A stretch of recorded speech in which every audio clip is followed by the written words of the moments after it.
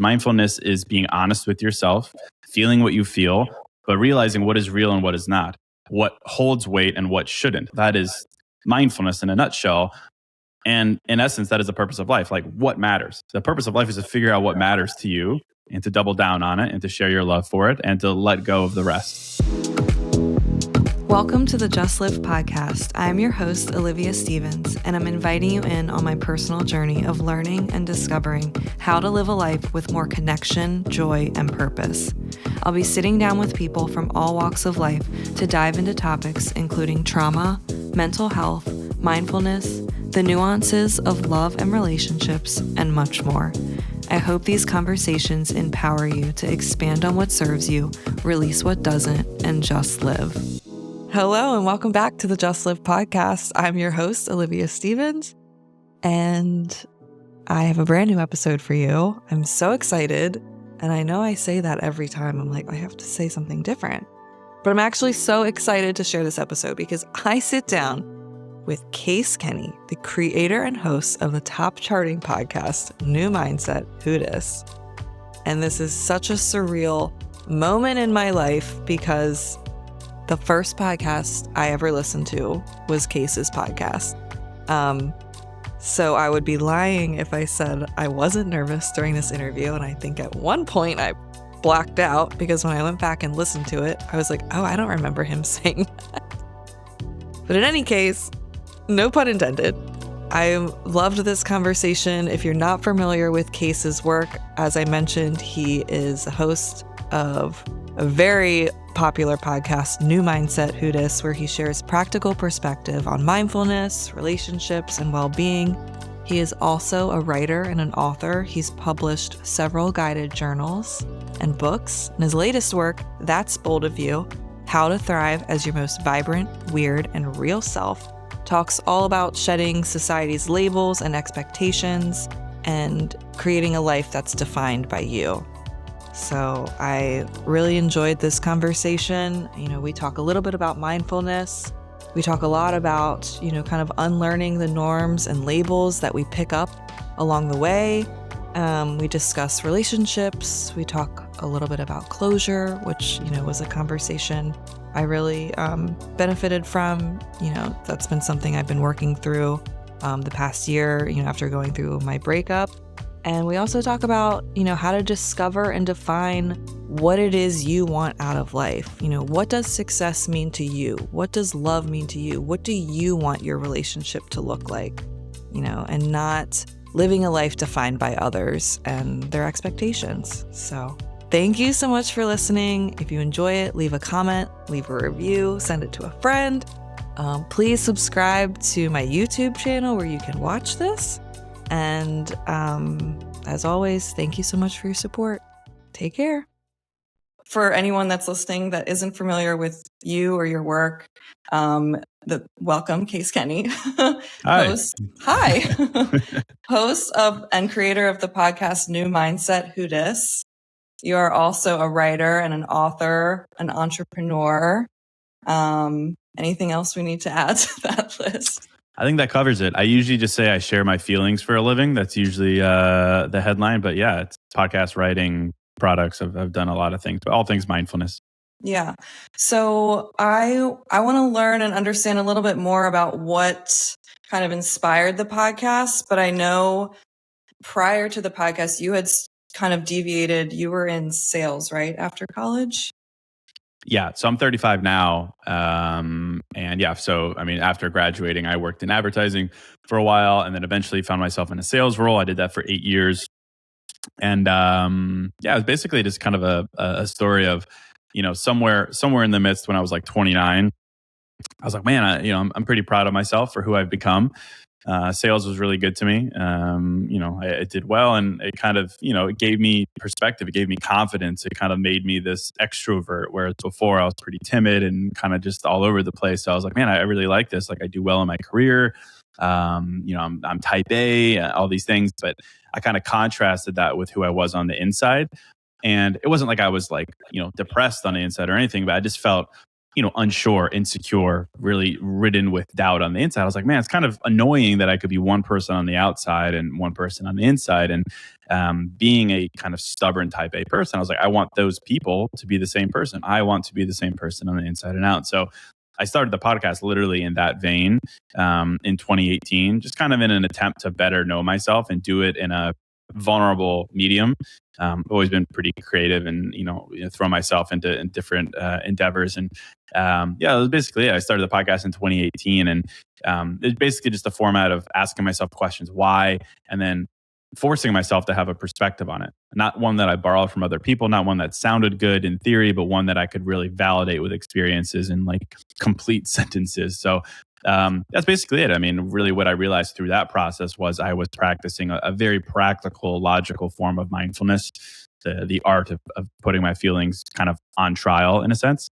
And the rest is history, basically. Eventually, quit that job to do this full time, wrote some books, and kind of just literally thrown myself into mindfulness in different mediums, different formats. Yeah. Is it true that prior to the podcast, you had started a blog called Pursuit? And so that was kind of a creative deviation from your sales job. So I was just interested. It seemed like you were kind of like putting your hand in a lot of different kind of creative outlets prior to your full departure from like your corporate sales job. What was it that inspired you to kind of take those steps in a different direction? Yeah. So Pursuit was kind of my first foray into like, what does it take to build something online? And eventually it became more of a wellness angle. But yeah, I mean, I've always been like creative. I've always had kind of a bit of an entrepreneurial edge. But I mean, I come from a very traditional family. My mom was a lawyer, my brother's a doctor. So I never really, saw a career path being entrepreneurial, but I always, being in sales also kind of showed me that I can, you could start at zero and do something, build something. So I, while working that job, I was like, I want to write online. I want to build something. And then I kind of learned, more about marketing. But eventually it just came to a point where I was like, man, I've proven out a business model with this. It brings me joy. I'm getting better at it. And then COVID hit, and there was an opportunity to kind of go all in on it. And I did, and it was a big jump for sure. I mean, I had a lot of my identity wrapped up in being a salesperson, starting as an account executive and working my way up to regional vice president, and doing that and leaving that behind was certainly big for me, as it would anyone. But it was a patient journey, like side hustling, and to get to that point. Yeah. I know I mentioned in our correspondence, your podcast was the first podcast I ever listened to, which is so surreal, honestly, to be sitting here. It's kind of weird. Wow, that's such a 2023 thing to happen, from internet to IRL in a sense, or at least screen to screen. It's funny. I think one of the reasons I was drawn to it, one, I'm not into crime, so all the crime podcasts weren't going to be for me. And I'm always interested in mindset and health and well-being, so the title was very catchy and grabbed me. And then what sold it for me was the 15 to 20 minute episodes that you put out. And then after listening to one, I mean, the way you have such a graceful, like compassionate, but very matter of fact way of coming like across with your message and sharing very practical perspective and like your experience. Like you said, it's funny though that you say that it was really kind of coming from a place of wanting to mesh these two personalities of yours together and understand how to kind of coexist with those sides that you were living with and existing with. Yeah. Well, thank you for that. It's very kind of you. And yeah, I mean, I always say, I mean, the podcast was and always and will be for me. Like, I didn't sit down and be like, I want to start a podcast because podcasting is hot right now and it's a good way to build an audience or any marketing scheme you can come up with. It always was for me from a place of I want to do this for myself. And I think the cool thing that it led me to realize, for one, is my ability to turn that around and help other people, but also two, just kind of the universal nature of what we go through. I could sit there and be like, man, I'm alone in this or that or whatever it is. And like everything I've ever talked about, everyone always reaches out and says, this is me. Like, it's just there's very few things in life that are truly just you going through it. In fact, I doubt there's literally anything. But I found a lot of, empathy and, compassion and energy in realizing that. Yeah. So aside from the podcast, you are also a writer and an author. You put out several books. That's incredible. I have one of them here. Hey, there it is. Yeah. I like this book a lot. There's a lot of great insight in it. And what I love is that it's, I feel like a lot of books, like not like this, but a lot of books that I read are very, matter of fact in a sense of telling you kind of like how to live your life, like what you should be doing, like different modalities you should take on to like enhance your life and your experience. And I felt like this is very much like lose all of that and come back to yourself, embrace your authenticity. What inspired this book? Yeah, well, I mean, basically everything that I do inspired it, through the podcast, through everything. I just realized mindfulness is basically giving yourself permission to reinvent yourself. I mean, that is what mindfulness is. Mindfulness is being honest with yourself, feeling what you feel, but realizing what is real and what is not, what holds weight and what shouldn't. That is mindfulness in a nutshell. And in essence, that is the purpose of life. Like, what matters? The purpose of life is to figure out what matters to you and to double down on it and to share your love for it and to let go of the rest as practically as you can. So, I mean, that was the impetus. And basically the book is about reinventing yourself in light of the fact that basically your teens and your 20s and even your 30s were sponges, and we're out there and we're just borrowing other people's ideas and timelines and rights and wrongs. And that's great to be inspired. But the real meat and potatoes of your life comes in when you say, okay, that's not true to me. That's not true to me. This is. And you allow yourself to reinvent yourself as many times as you can. So that's basically what the book is. I think it's a bold thing to reinvent yourself. It's a bold thing to let go of things that aren't true to you. It's a bold thing to be bold in the pursuit of what makes you feel right.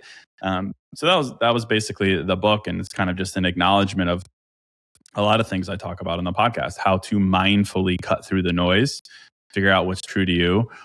And yeah, I mean, I think most of the book isn't so much here's the right way and here's the wrong way. In fact, I doubt there's really any of that in there. If I recall, most of it is ask yourself this question. Here's something to consider in light of this thing that we know to be true, observation about human psychology or, how we're wired as humans. What can we do with this piece of information?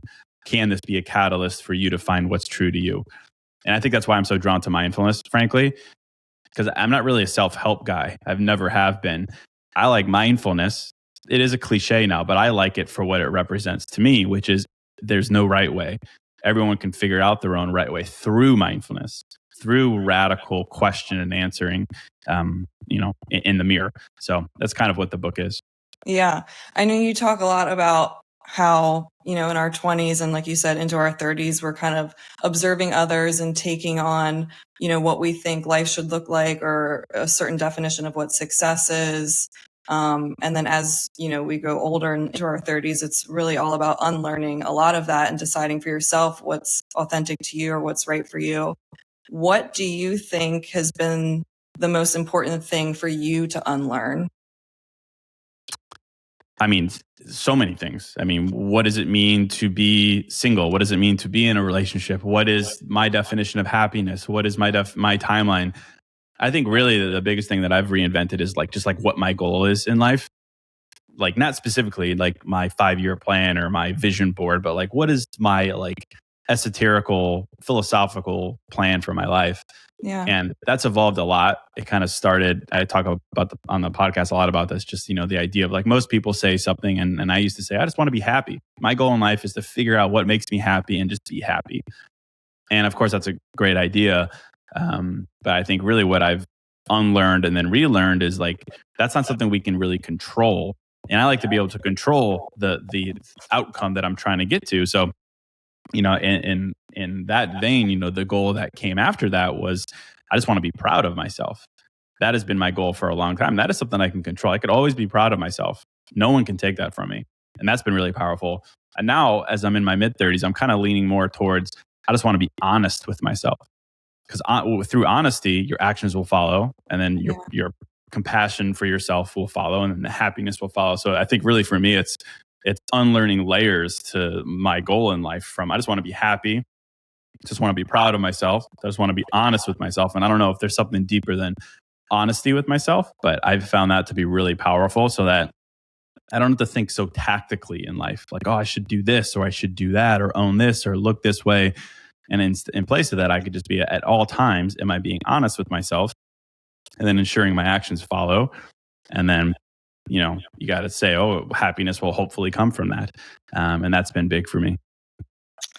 Yeah, I agree with that. I feel for me personally, learning to kind of find the presence and the wholeness, like where I'm at and not always, feeling like, oh, if I get this, I'll be happier. When I get to that situation, I'll be happy. Just learning like in the moment to accept what is. And you mentioned this in your book, and I think I've even folded down the page, but it was basically, I found it. Wow. It said, life can be good and bad at the same time. Life can be clear and unclear at the same time. Life can be filled with both things we have and things we're still pursuing. Life can be filled with question marks and exclamation points, and it can be good while those things coexist. So that was probably one of my favorite quotes of the book, because Nice. I feel like I'm still learning to kind of sit with what is and enjoy and appreciate, what's currently happening in the moment, and just being present and realizing that the joy is in that, and not so much where you end up or what you're seeking or searching for. Yeah. I mean, that's like a big mindset to have. I mean, I think so often we think in extremes, like if I'm not happy, that means I'm unhappy and life sucks and life is horrible. Like, Yeah. I think there's very few times in life where we're 100% bliss. Like life is life. Let's be real. Like it has good and bad. And if we don't become determined to allow those things to exist side by side, we're always going to be struggling. So literally with that quote is a decision that you can make. If you can decide that good and bad can coexist and you choose to highlight the good, then I think then you're winning. You'll always be winning in that sense. And it's the same with like the way that we set goals for ourselves in life. We think that like the secret to happiness is when we have all the things on our goal list all at once, the job, the partner, the body, the car, the house, whatever. And as much as sometimes, yeah, you can pull that off and you can have all those things at once, I think the reality of life is it moves left to right on a timeline. It's progressive, right? And you can very well have each and every one of those things, but it might not be at the same time. And that's okay, right? It's okay to have the partner one day, the body the next, and then to kind of maybe struggle with your relationship, struggle with your whatever it is. Like, and I think we need to, gravitate towards not thinking in extremes, like not thinking too practical or cynical or anything like that, but just being compassionately realistic so that you don't back yourself into a corner where you allow your human nature to take over, which says if it's not good, it's bad. Yeah. And that's just unfair to ourselves because that's not how life works. And I think a lot of our happiness, cliche, but it comes from decisions that we make about how we perceive happiness. So it's a good quote to call out there.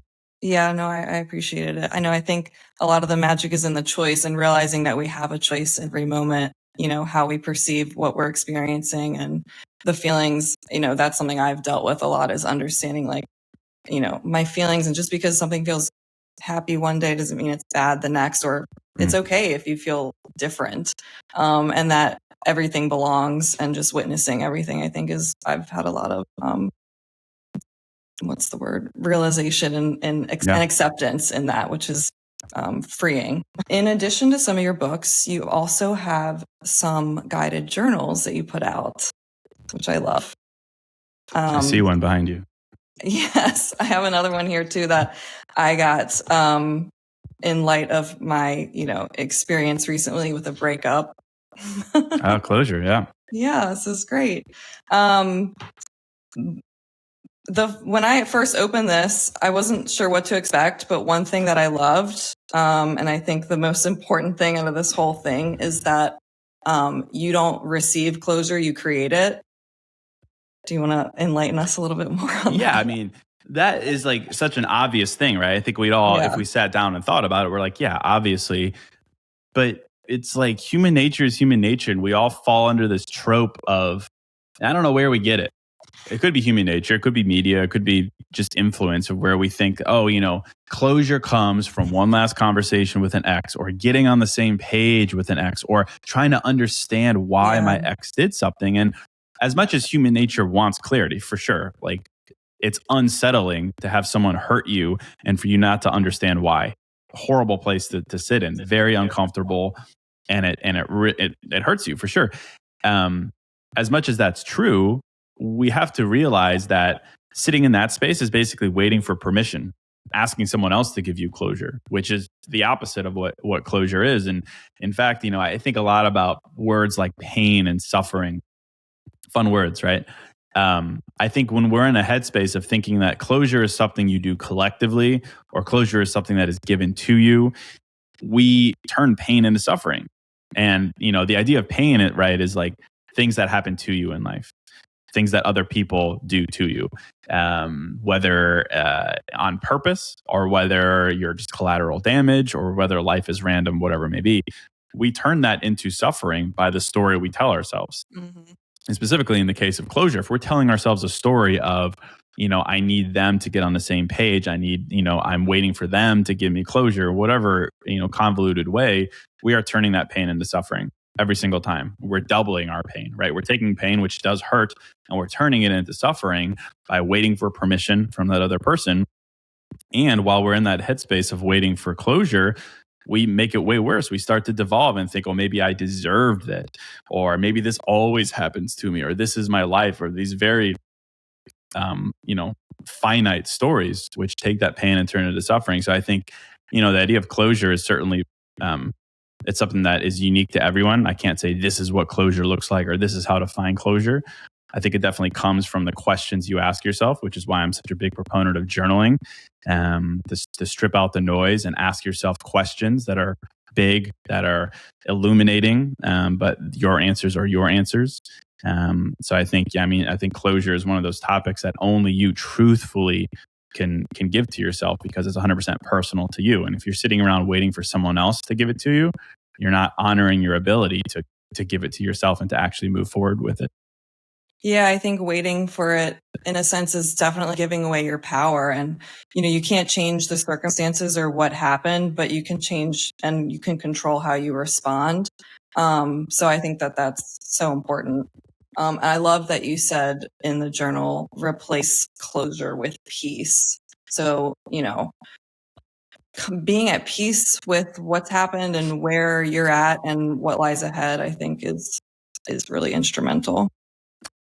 Yeah, I think amidst what we were talking about before, about figuring out what matters and what doesn't matter, the path to that is finding peace amidst, the ruins of what you thought did matter. Like if you can't get to a place, and it could take time, right? This isn't like week 2 type material, but you have to be willing to find peace. And peace isn't necessarily clarity. Peace is saying, in this moment, I accept what happened, and I'm not going to allow this pain, which is pain, to turn into suffering. That is peace, right? It could take forever to realize why something happened. If you ever do, it could take a long time to understand the role that it plays in, forming the next version of yourself. But I think in the immediate, the best thing you can give yourself is peace, which I think practically said is peaceful acceptance. Accept the things you can't change, the wisdom to know the difference. Like that is peace. Yeah, absolutely.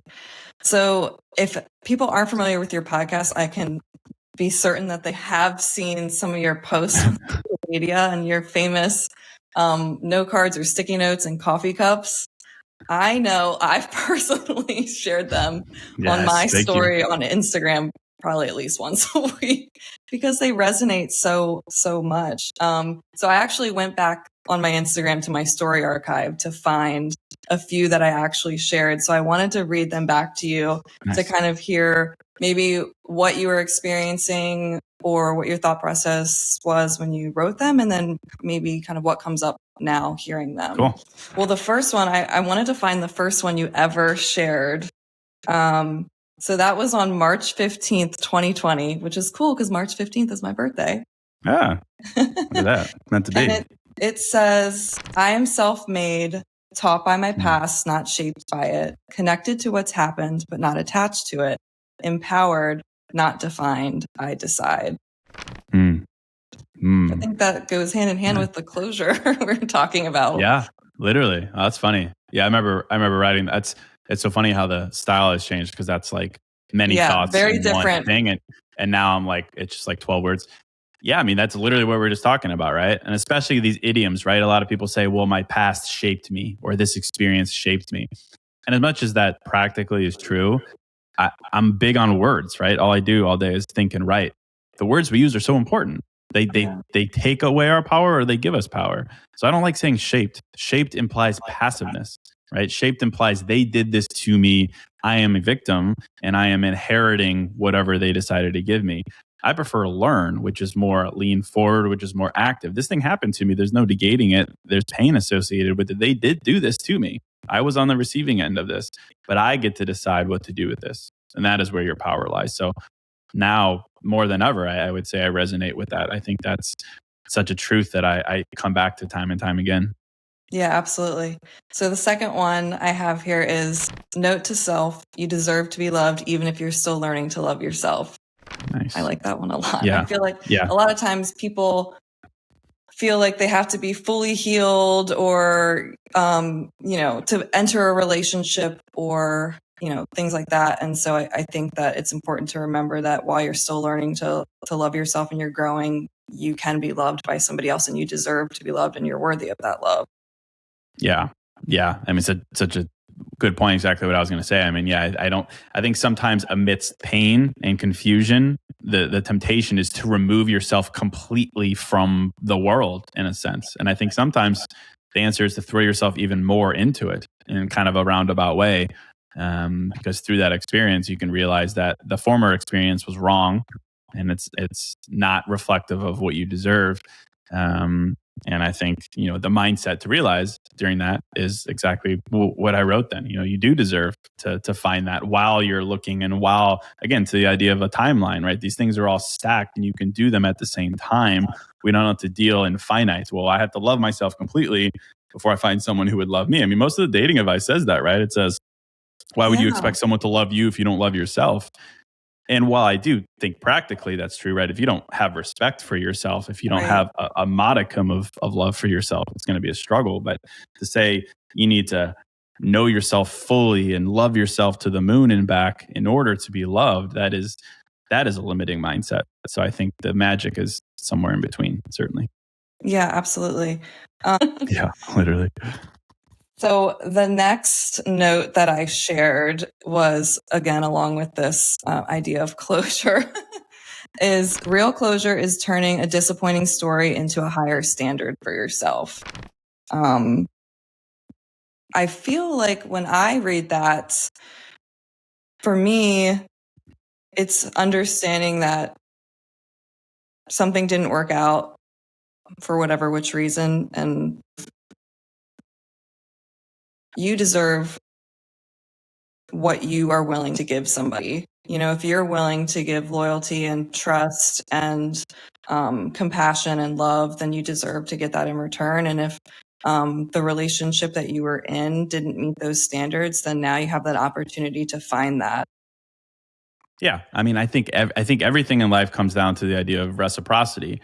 Like, if you're willing to give something, it's not too much to say you deserve that in return. Whether or not someone's willing to give it to you is another story. But if you can audit yourself and say, well, here was the disappointing story, but I gave this, that, and the other. I was committed in this way and that way. Your new standard should be, well, I deserve that in a partner, and keep it that simple. Because I think without that, we're always sliding, we're always making concessions. And I also think like the idea of, life in general, it's not always easy to hear, but like disappointing experiences are a requirement in life. Like, if we don't know what heartbreak is, we don't know what love is. Yeah. Frankly, I mean, if we don't know bad, we don't know good. Like, if we don't know, a frustration, we don't know peace. Like, and I know that's more philosophical than I usually get, but I mean, it's very true. Like, contrasts in life are a requirement in life, and we wish they weren't, right? We wish we can say, okay, I know exactly what love is, and I can theorize myself to it, and then I found it, and I'm good to go. But that's just not how life works, unfortunately. Right. And going through frustrating experiences makes the one that hopefully you do find that much more rewarding. But in the process, standards, boundaries, whatever you may call it, those are born exclusively of those darker times. And we could do one of two things with them. We could either decide that that pain is suffering and it tells a story about what we don't deserve, or we could turn it into a standard that we use to step up every single time. And, that choice is always ours. Why do you think some people leave a relationship and aren't able to set that standard and feel like they aren't worthy or that they aren't deserving of what they've given in the past or what they can give? I mean, I'd say for two reasons. There's a practical and there's a more internal. I think on the practical side, pressure, rushing, comparison, the internet, it's very easy to get in your head and say, well, that person's so much better than me, or this, that, and the other. And maybe I don't deserve that. Maybe I should throttle back. Maybe I need to be more humble. Or I need to hurry up. I got my parents on my back. I got my friends who are all wiped up. I need to get on this. So I think there's an element there that just of pressure that leads us to forget some of those things that we know to be true. And then I think there's the more internal. It's like we are easily influenced. And if someone told us that we're difficult or something like that, we had a partner who said we're difficult. If we're not practicing a form of mindfulness, if we're not living with respect for ourselves, it's very easy to be like, well, they said it. And I've struggled with dating and a couple people have said it. And so it's got to be true.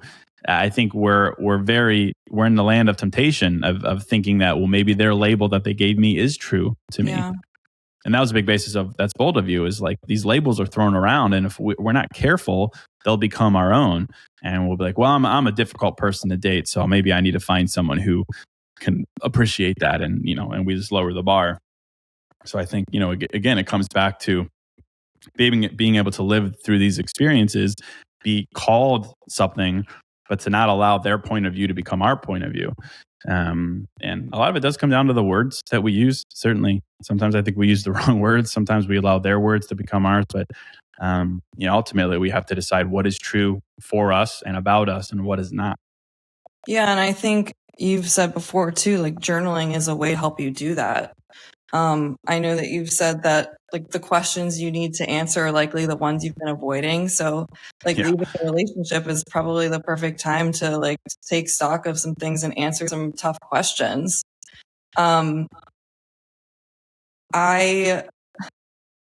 feel like journaling definitely got me through my last breakup. I mean, even just kind of writing and expressing what I was feeling, but guided journaling and asking myself, okay, so I was in this situation, why did I tolerate that? What about me was allowing that, or what was drawn to that in the first place? And that gives you a lot of insight into what you want to work on and what you expect. And like you said, the standards moving forward. Yeah, I mean, I think journaling is an essential part of growing as a person. And it's not really what I think a lot of people, myself included, used to think it was. It's not a diary. It's not something you only do when you're sad. It's not for sad people. It's not for depressed people. It's in life, we always write important things down. I think we'd more or less agree with that, right? We have something important, we write it down. Even with big life decisions, we're at a crossroads. For me, if I have to make a decision, I'll usually sit down and I'll write a pros and cons list. I do it all the time. But we don't write down the most important thing, which is our feelings, because that just sounds cheesy. I'm going to write down my feelings, but really it is the key in life.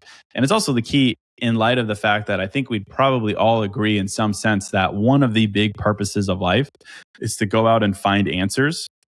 I think we'd all agree amidst the things that we're on earth to do is to go out and find answers.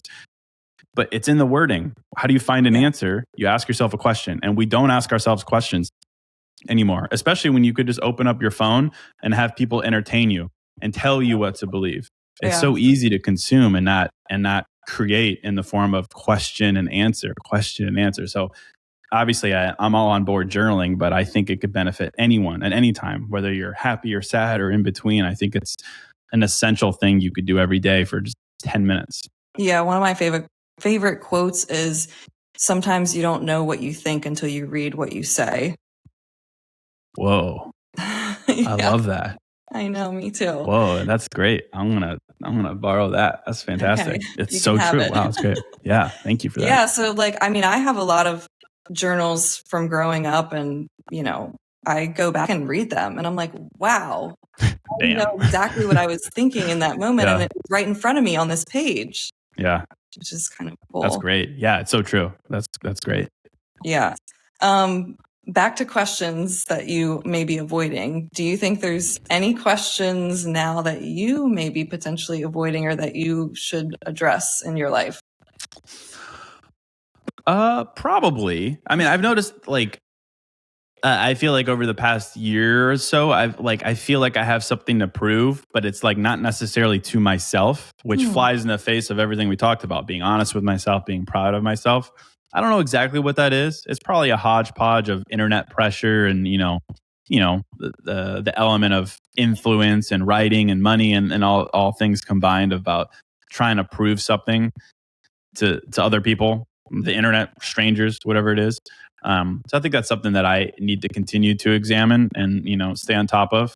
Because, I have noticed that, my happiness or fulfillment ebbs and flows alongside of certain elements of recognition, whether that's financial recognition or internet recognition or press or whatever it's going on.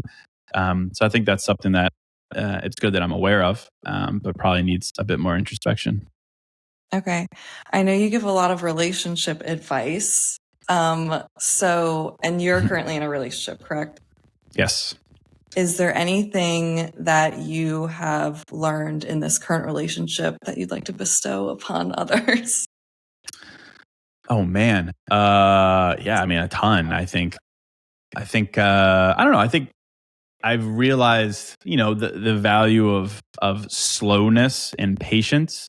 Like my relationship with my girlfriend, it wasn't like clicked immediately. Like we're amazing together. It was, it wasn't one where we had to convince each other or ourselves in any sense, but it was just slow and unforced amidst. I have a lot of going on, ambitions. So does she. It would just fit very well within that. And I think a lot of people want this butterflies and rainbows, fireworks from the beginning type romance, which I think is fantastic, of course.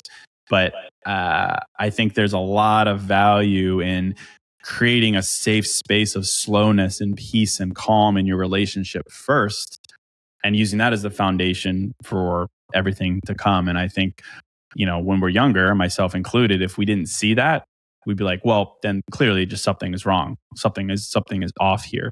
And it makes me sad to think, some people may have thrown away great love and connection because of that impatience or because of comparison, looking at other people's relationships, how they progressed, their timelines, what they looked like. So I think probably the answer is, figuring out what works for you. And it might not be what works for everyone else. You don't need what everyone else needs. You don't need the partnership that everyone else needs. And I think there's immense freedom in that because it's personal. Yeah, I agree with that. I think deciding for yourself what you want and what's best for you and what you want your love to look like, your job to look like, all of those things. I think that's probably the most important message. Yeah, it's mindfulness again. Yeah. Back we are.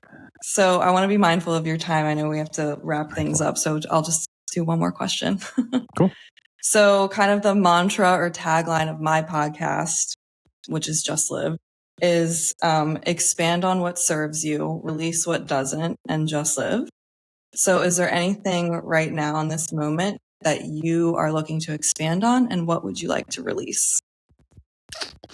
Such a great question. Well, I'd start with the release. I think I would release what I kind of just referred to, kind of pressure, doing things for other people, doing things for recognition. While practically speaking in our careers, like there are things that you just need to do. It is what it is. But I think there's an element there for me personally that I can let go of, right? Comparing myself to other people, stats, numbers, figures, earnings, things like that. I think I could truthfully let go of that in a sense. And then I don't know, it's as far as like what I want to like really double down on. And, I think impact is really important to me, and like anonymous impact. Like I don't need to know who I'm helping. Like it is a gift to be able to sit down and share my feelings and help other people. And I think if that helps one person or a million people, I'm that is a gift. But I'm just realizing more and more the value that every single person has to help other people. Like I used to kind of think, well, who am I to tell someone how to live their life? But it's like if you've lived through something, you've learned through it. I get so much value from random strangers all the time in my DMs or on Reddit, just strangers. And I think for me, I think that's probably why I'm on earth, to, take my little corner of life experience and help other people. And I think I've found a way to communicate that helps me do that. And I just want to continue to do it and, always have the drive and desire to do so and never run out of material and always find a reason to get up every day and share. So I think, I just want to find that foundation of inspiration and never let it go. Well, on that note, I only have one more thing to say. Well, you're very welcome, and thank you for having me. Nice Post-it note. I gotta get back on writing Post-it notes. I miss the creative flair that I used to kind of have with some of my writings. I tend to just hit the white paper now. But well, thank you so much. I really appreciate you taking the time out of your day. Of course, yeah. Thanks for having me. I appreciate it.